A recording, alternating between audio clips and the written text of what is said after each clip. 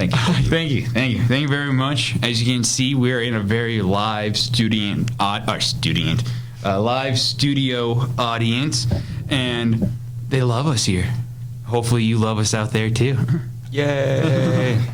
All right, welcome back to Learning Stuff, the podcast. The podcast. Yeah, we're ready for episode 2. Episode 1 was kind of just that fun introduction where we were like, all right, this is who we are.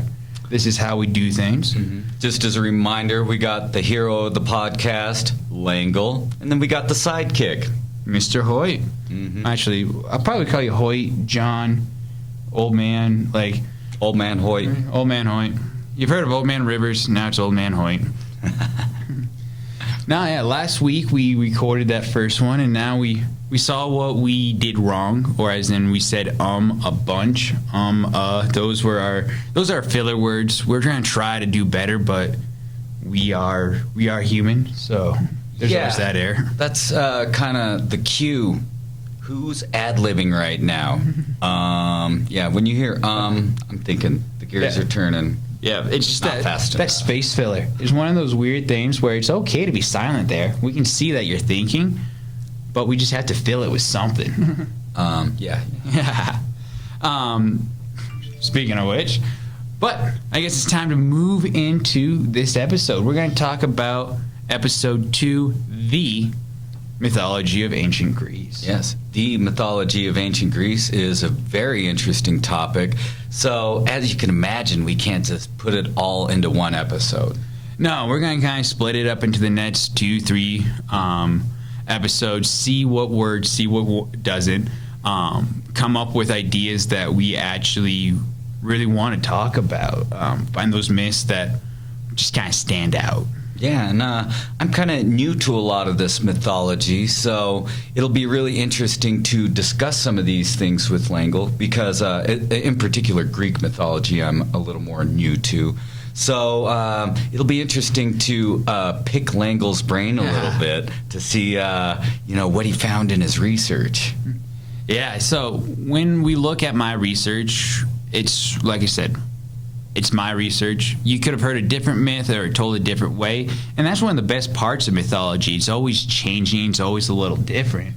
So when you actually break it down, the message still stays the same. So that's why I kind of want to hit on with Hoyt and I, and we just kind of fill in, what did that message mean to us? All right, yeah, and depending on your perspective, you can take different messages from it. And that is, I think, what I'm looking forward to the most with this historical podcast, getting to see another person's perspective and sharing my own perspective. Exactly. And so one of my favorite myths in all mythology, in all aspects of life, I guess, because even today we still have different ideas, is how was the world created? Like, that's one of my favorite myths in all, because each one has different ideas, but they all kind of start the same. Yeah, there are a lot of similarities, if you did like a chart to see the similarities between these creation myths from different cultures all around the world and the differences, I would almost say that there would be almost as many similarities as differences, really. Yeah, because in the beginning, there was nothing. That's one of the more common starts to mythologies, and starts to just ideas in general. There was nothing. There was only, in Greek idea, there was only chaos. Chaos was this void, nothing in there, nothing kind of around. And from this void came 4 titans. So that was Gaia, Uranus, Pontos, and Tartarus. And now, disclaimer, I'm probably going to mispronounce half the words, but if you want to help me, feel free, send that email. We're going to try to get comments on this one. We're still working on the YouTube part of it. But yeah, feel free to let us know. Don't yell at us, but we'll definitely take criticism. Yeah, if you yell at anybody, yell at the sidekick. Yeah, so Gaia was the earth, Uranus the sky, Pontos the sea, and Tartarus the underworld. Together, they created the universe. And Gaia had 3 different types of kids. She had the Cyclops. She had, what was their second type there, Hoyt? I like to just refer to them as the 100-handed sea monsters. Yeah, that could like their actual name. Hecatonchir. I can't pronounce it. But Well, we can let's break it down a little bit though. Heka, that's got to be like the root word leading us to know that we're talking 100 of something probably. And then Tonkerus. So I would call them the Hecatonchires. That's now that you say that, that makes a lot of sense. So yeah, 100-handed sea monsters. So there are monsters out there, folks. We just haven't found them. And then the third type were the Titans.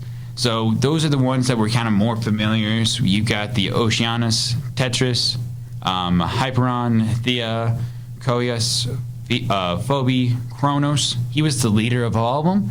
Rhea, the wife of Kronos. Mnemosyne, Themis, Creus, and Lepidus. So those were her Titan children. Okay, so really quick, we're going to be talking about Cronus and Rhea a fair amount. But I just got to ask Langle. Quick vote here. Coolest creation of Gaia? Cyclops. There's a bunch of these one-eyed monsters. The Cyclops, the Hecatonchires, or the Titans. Who you voting for? Who's the coolest? I know my vote. Your vote? I think I would have to go with the Titans. I know that's kind of like a lame answer just because they're kind of more human than the others, but they had some pretty cool powers. Yeah. That was just one of those things where I'm going with the whole, they're pretty powerful individuals. Yeah, well, I don't really get to talk about like weapons development and that sort of thing in class and, technology and weapons and that sort of thing in class, but I'm into the Cyclops, not only because of the one eye, but just because of the weapons that they were able to create, and we'll get into that a little bit later. Yeah, probably the first blacksmiths, the first machinists. So that's a pretty cool idea. However you create lightning bolts. Could you do that as a catch it in a jar? Is that the phrase? I don't know. All right, but as life on this new created Earth is going, Gaia becomes upset at Uranus. Yeah. Uranus. Either way. Yep. But I'll put a little something in there. Uranus was kind of smothering Gaia, literally smothering Gaia, to the point where none of their kids could really escape her womb or escape the underworld. Just threw that in there. That's part of the anger issues there. No, yeah, that's like if you can't let the kids go out on their own, it's gonna get a full house. It's gonna get pretty annoying. And so she decides, you know what, we need an uprising. He needs to be put in his place. So she goes to her son, Cronus, probably one of the more powerful Titans, probably one of the more leader-esque qualities he had. And she's like, we need to get rid of Uranus. And so Cronus leads that uprising. He kind of just pushes him out into space.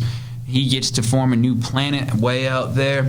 But basically, Uranus is just kind of pushed away, so all the children are free to escape the underworld. yeah, they can now go out into the world. And so Cronus is now leader. But Hoyt, if you're the leader of a nation, and we'll call you like a dictator or a king, do you want any competition? Or at least any competition for the throne? I'm going to say my politician answer is yes, but really no. So behind the scenes, I'm going to be doing what I can to eliminate the competition. Oh, yeah, for sure. Like in a democracy, in a republic, yeah, you want that competition. That's what thrives everything.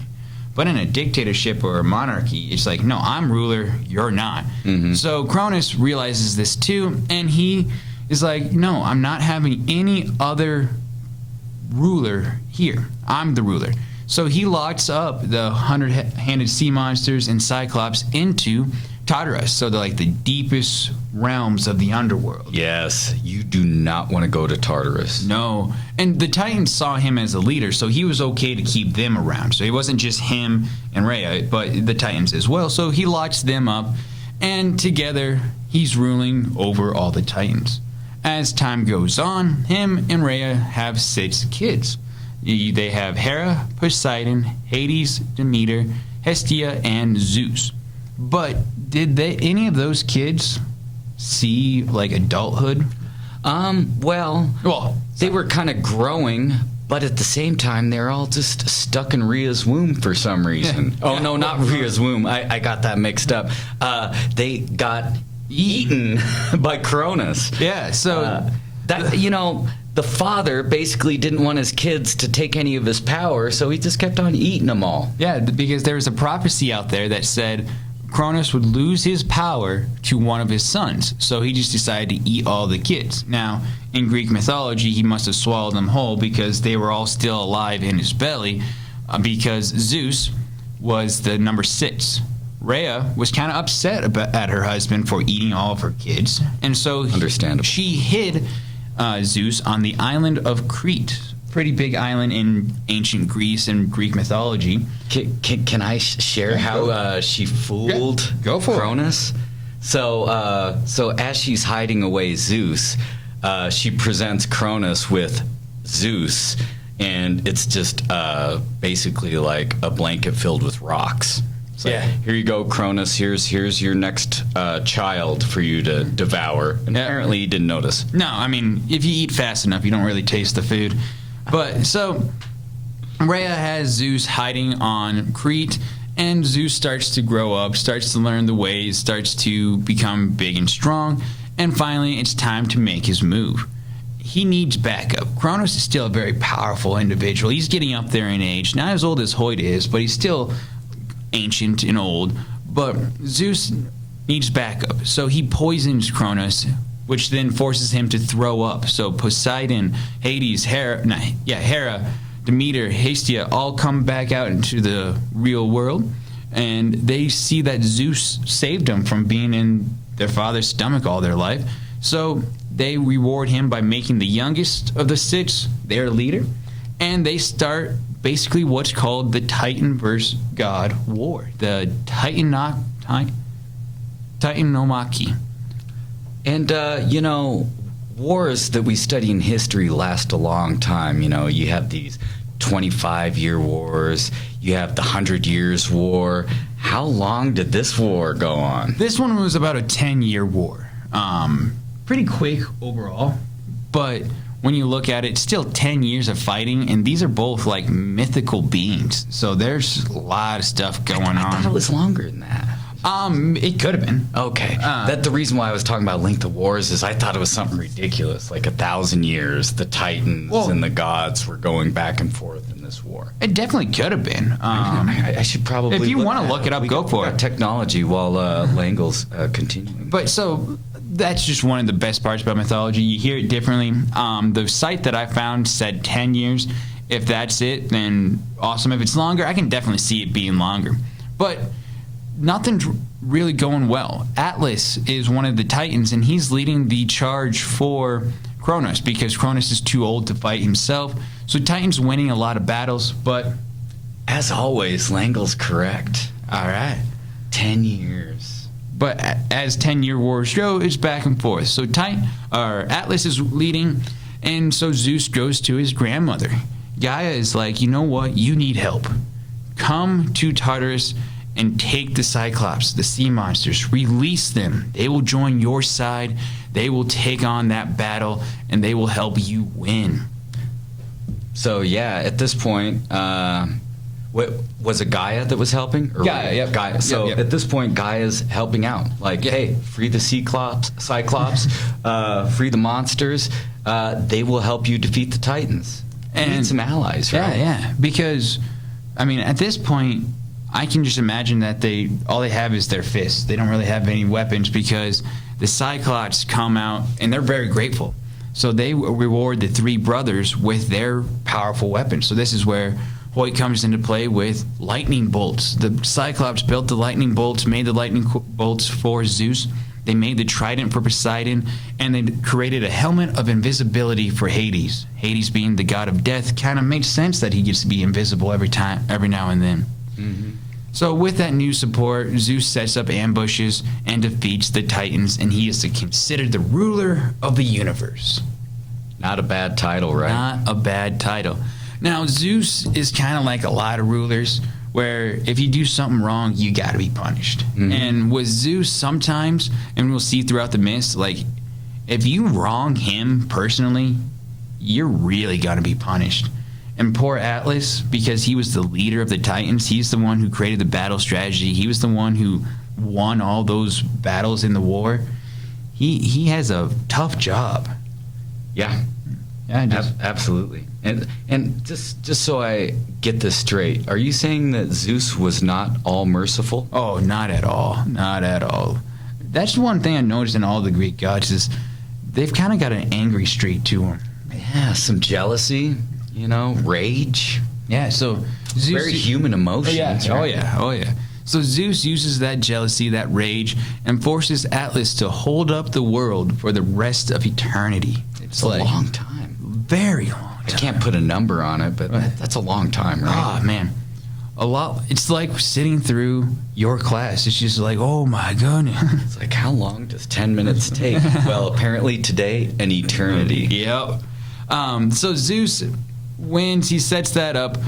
But, now Gaia is kind of upset. He upset Grandma, and she's like, wait a second. These are still my kids. We're fighting. We're arguing. So she has these sea monsters kind of rise up because I forgot to mention, but what do you do with prisoners of war? You put them into jail. So did she create the sea monster particularly to rise up and fight Zeus? Was it Typhon? Typhon, yep. Yes.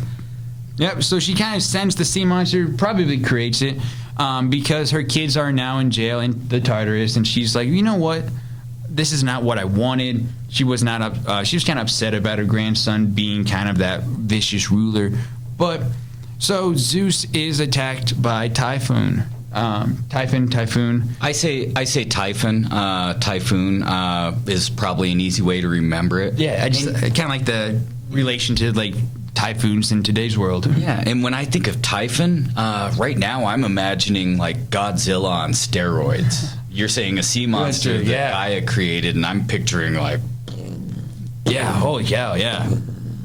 No, well, he's attacking Zeus, but Zeus stops it, and he imprisons Typhon under Mount Etna in Sicily. Do you know why that kind of like makes sense in the real world?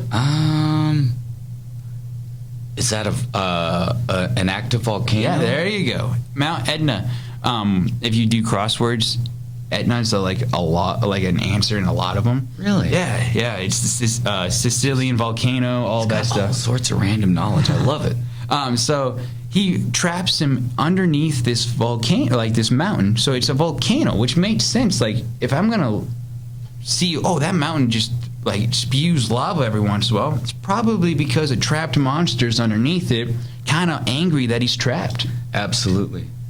And I'm just quick shout out to Cyclops for creating thunder and lightning for Zeus. I'm sure that was pivotal for his battles, to reign supreme.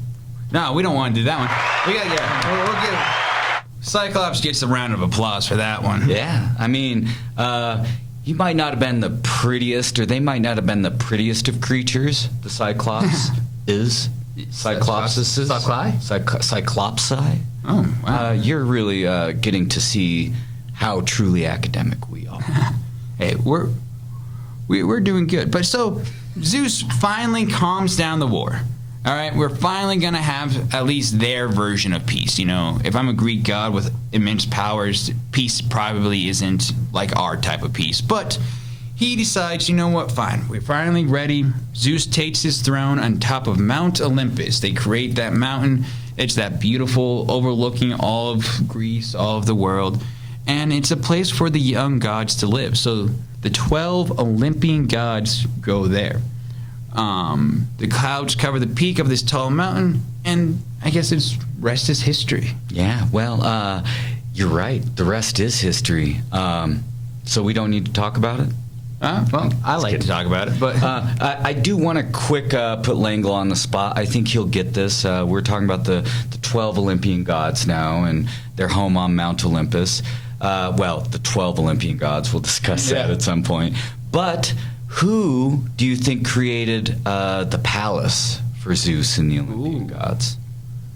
The palace? Yeah. Who do you think created it? You know, because this might not have just come up in his specific research, but we're gonna see the gears turning in Langle's head, and he might give us the correct answer, and he might not. All right. So if I'm thinking about the builders, I almost want to say probably maybe the Cyclops, but that's a really good guess since they manufactured the awesome weapons for Poseidon and all of them, Zeus and all of them, But my favorite god was responsible for building the palace, Hephaestus. Oh, that was my second guess. I know people are like, well, after the fact, but no. Yeah, that's what I was going to say. Yeah. I just couldn't pronounce it, No. But makes sense, right? Makes sense. I figured that would have been one of his guesses, so that's why I wanted to put him on the spot. Just for fun. Because we talked about the Cyclops being the builders earlier. I thought you were kind of trying to throw it back, doing a little learning target action there. But no, Hephaestus, yes, that makes a lot of sense. I heard he was pretty ugly. But he was deformed. He was the only god that was deformed because all the gods were perfect, right? Oh yeah. I mean, you picture the Greek gods and they look like Langle and I. But honestly, Hephaestus, he had was it his leg or his arm? I want to say his leg. Yeah, but he had one of his limbs was definitely deformed. And, when you see pictures and images of Hephaestus, he does not look like the rest of the Greek gods. No, he does chiseled not. and perfect like us.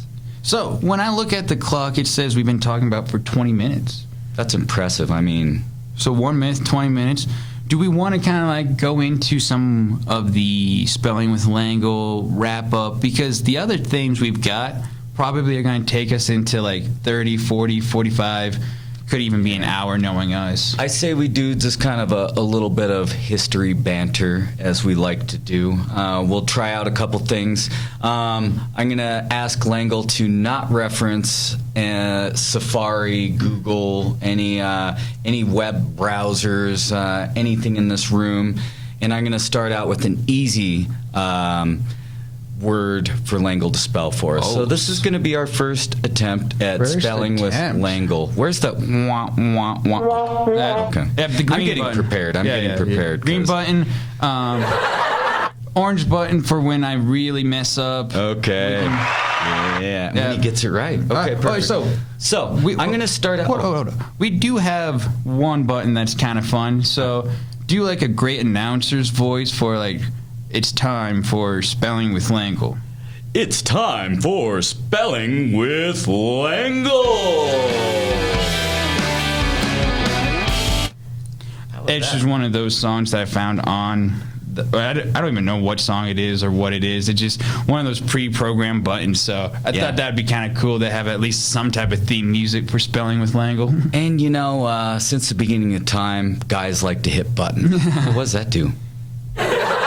Oh, that's what that does. Yeah. So let's start with our first word. Our first word today is mythology. So how this works is Langle says the word, he spells the word, and says the word again. If he's correct, he gets the... If he's wrong, he gets... Or we'll see how bad he fails or if he succeeds. All right, so traditional spelling bee rules. All right, throwing it back. Yeah. Mythology. Mythology.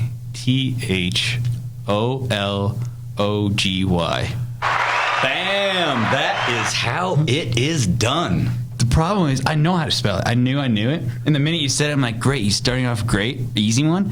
But as I'm getting to the myth, I'm like, wait, is it P? I'm like, there's no P in mythology. Why am I thinking that, right? That's the funny thing about spelling words. You see these words, you spell them all the time, you type them out, but when you're put on the spot, you forget everything. Oh, yeah. All right, what's word number 2? Word number 2. Let's give you a tougher one. Fair. Okay, we're going to go with a little more modern history. Ooh. How about guillotine? Oh, guillotine. Wow. All right, so as we know, the guillotine is a French word because the French invented it. It was a way of decapitating people. Louis XVI and his wife Marie Antoinette are two famous people who were guillotined. Langle's just demonstrating how to stall when you don't know an answer. Yeah, pretty soon we're gonna be like, oh snap, I just asked you to spell guillotine, all right? Guillotine, okay. Let's see here. Guillotine.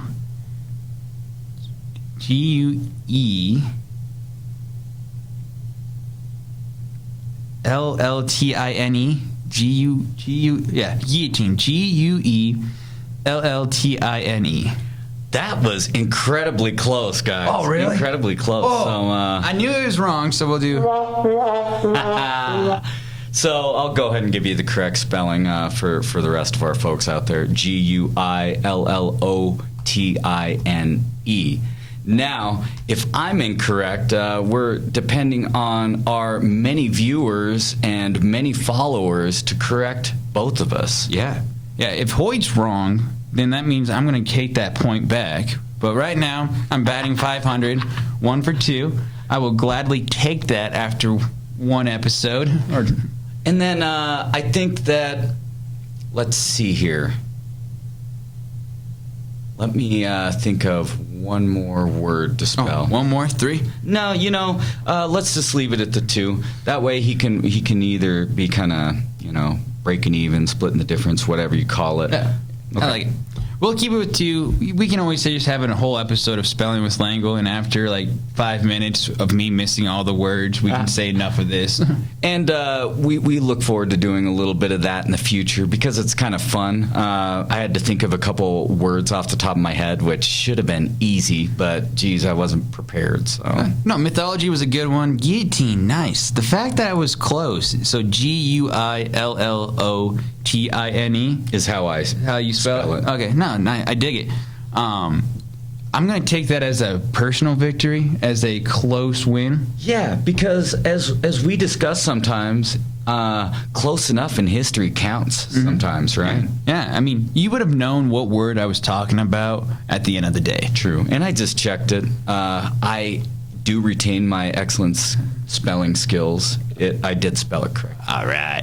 So when we look at why did we start with mythology? Well, because we are teachers. We are in the ancient Greece unit.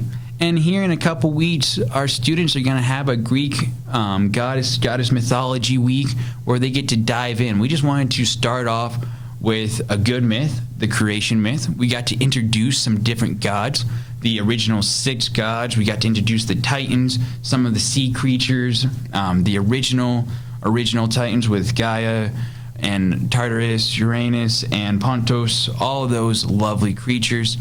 And so for homework this week, it's kind of easier for our students. And viewers, if you want, feel free to comment. Feel free to send that email. You've got the email on our channel, on our descriptions. And just be kind of like, what are the similarities of the creation myth that you've heard? You can base it on other myths, other ideas. It can be things that you believe, don't believe. That's the best part about mythology and history. It doesn't matter, or I guess mythology, it doesn't matter if you believe it or not. There's still great stories, still very interesting. So just kind of give us that rundown of what other mythology creation stories have you heard and the similarities between them. Yeah, just make some sort of connection, relation. Can I add a easy second part to go for it. The homework? We can always add homework, Hoyt. Come on, we're teachers. So for a second part, I would like to say out of the gods, goddesses, titans, cyclopses, every creature, every idea, everything created. Yeah, everything that we discussed today, maybe the 20 or so different characters, which do you think is the coolest, Yeah, I would love to hear that opinion. More opinionated, less, that's not what Langle was looking for. Yeah, do you think Hades is cool? Or do you think the Cyclopses sound cool? Do you think Typhon sounds pretty cool? Zeus, and just tell us why. All right. I dig it. Yeah, we look forward to hearing those answers. Send them in. Like I said, it's always able to do it with essay, PowerPoint. It's not, I'm not old, but I feel old when I say PowerPoint because it's been presentation for so long. So presentation way, You can do video. We just want to hear your opinion, your input on all this. And then if, unfortunately, you stumbled upon us on YouTube and you're just watching for the heck of it, and you just want to follow this podcast and you're not our student, I think Langle is going to adjust the comments on these videos, so you could just put your answers in the comments right there. Oh, yeah, of course. Along with any spelling corrections or pronunciation corrections. And like I said, if we got something wrong, or you're like, you know what? Happens all the time. It's okay. But like I said, let us know. We want to learn. That's the best part about being teachers, best part about history is we're always learning. Yeah, lifelong learners here. I don't think either of us would claim to know everything or even remotely close to... So we are talking about Socrates today, and the reason why I know I'm a smart person is because I know that I know nothing. Yes, I know that I know nothing. Oh, yeah. And that is should be the mantra of the lifelong learner. All right. Anything you want to say before I wrap up with the ancient Iowans? No, yeah, I'm interested to hear some more about the ancient Iowans. All right. So, as the ancient Iowans always say, hey, it's flat here.